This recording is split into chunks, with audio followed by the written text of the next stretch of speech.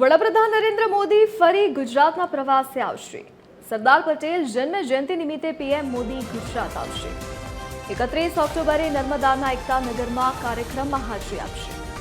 સરદાર પટેલ જન્મ જયંતિએ statue of unity ખાતે કાર્યક્રમ યોજાશે। સીએમ ભૂપેન્દ્ર પટેલ અને નાયબ મુખ્યમંત્રી હર્ષ સંઘવી ઉપસ્થિત રહેશે। વડાપ્રધાન નરેન્દ્ર મોદી ગુજરાત પ્રવાસે આવવાના છે, તો ફરીકવાર તેઓ ગુજરાતની મુલાકાત લેશે। તેમની સાથે સીએમ ભૂપેન્દ્ર પટેલ પણ ઉપસ્થિત રહેવાના છે। નાયબ મુખ્યમંત્રી હર્ષ સંઘવી ઉપસ્થિત રહેશે।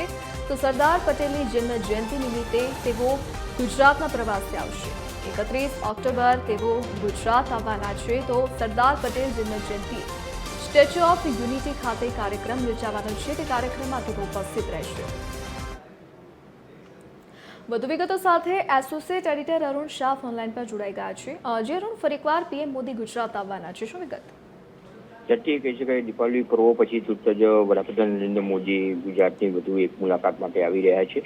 સૌથી મહત્વપૂર્ણ છે કે હાલના તબક્કે જોઈએ તો કેન્દ્રીય ગૃહમંત્રી અમિત શાહ ગુજરાતના પ્રવાસીને ખાસ કરીને પરિવાર સાથે દીપાવલી પર્વ મનાવવાના હેતુથી તેઓ ગુજરાત આવ્યા છે અને તેઓ દિલ્હી પરત ફર્યા બાદ તુરત જ કહી શકાય કે વડાપ્રધાન નરેન્દ્ર મોદી પણ ગુજરાતની વધુ એક મુલાકાત માટે આવશે।